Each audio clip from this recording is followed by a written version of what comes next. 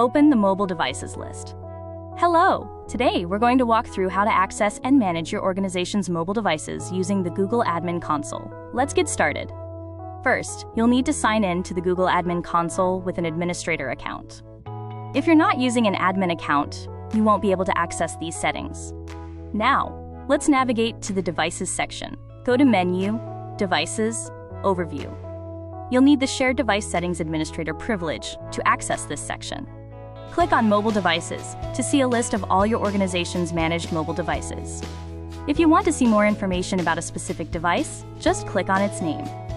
If you're looking for a specific device, you can add a filter to filter by device model, user, or other criteria to quickly find what you're looking for.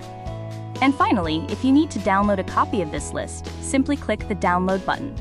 And that's how you access and manage your mobile devices in the Google Admin Console. Thanks for watching.